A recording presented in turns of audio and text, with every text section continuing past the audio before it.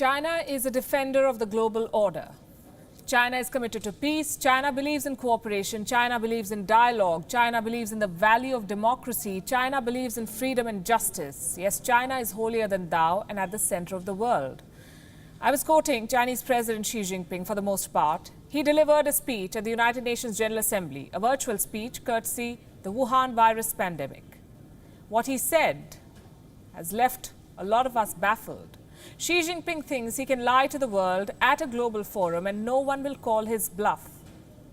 Well, here we are with a cover story, especially for the Chinese president, to underline how peace-loving China really is. Let's start with what he said on Tuesday. China is the largest developing country in the world, a country that is committed to peaceful, open, cooperative, and common development. We will never seek hegemony, expansion, or sphere of influence. We have no intention to fight either a cold war or a hot war with any country. China is peace-loving, so it did not fire missiles. It unleashed a virus. China has exported a virus that killed almost 10 lakh people the world over. Let that sink in. 10 lakh people are dead, close to 1 million deaths. We've seen nothing like this since the world wars. The virus from China has ravaged the world. It has hammered the global economy. It has put countries under lockdown. If this is not war, what is?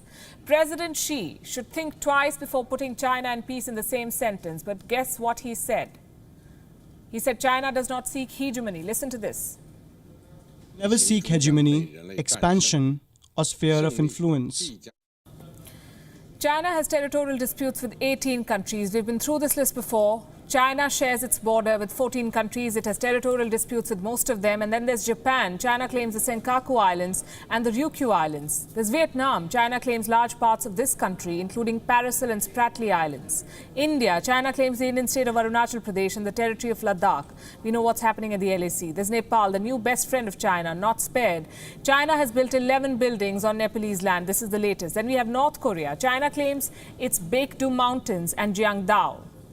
Beijing has land disputes with the Philippines. China claims 160,000 square kilometers of Russian land. It is fighting Singapore in the South China Sea. In the East China Sea, it is fighting South Korea. China claims parts of Bhutan, all of Taiwan, large areas of Laos, parts of Brunei, Tajikistan, Cambodia. It is fighting Indonesia and Malaysia in the South China Sea. And of course, China claims all of Mongolia. Now look at this map. This is the real face of expansionist, peace-loving China, and I'm not even done yet. China can make tall claims about peace, but they do not stand the test of facts. President Xi Jinping talks about his country's love for dialogue. Listen to him again. We will continue to narrow differences and resolve disputes with others through dialogue and negotiation. We do not seek to develop only ourselves or engage in a zero-sum game. What is China's definition of dialogue? Do you know for how long India has been calling for dialogue on the LAC? 44 years. India and China share an undefined border. It is 3,488 kilometers long. It has seen more than 10 major conflicts in the last 5 decades.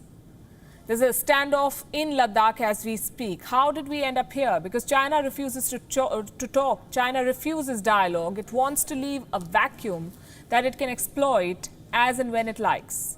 It wants to militarize its border and provoke its neighbors.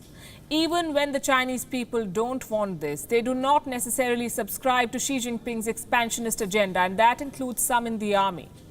Let me show you a video that's been doing the rounds on social media. It shows PLA troops in tears. It surfaced on the 20th of September. In the last 3 days, this video has traveled the world from Pakistan to the UK.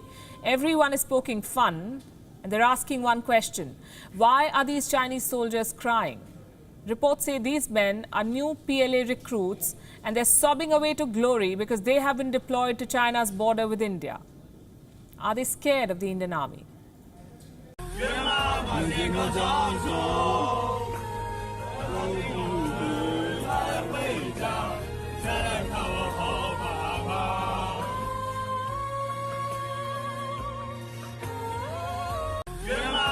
King of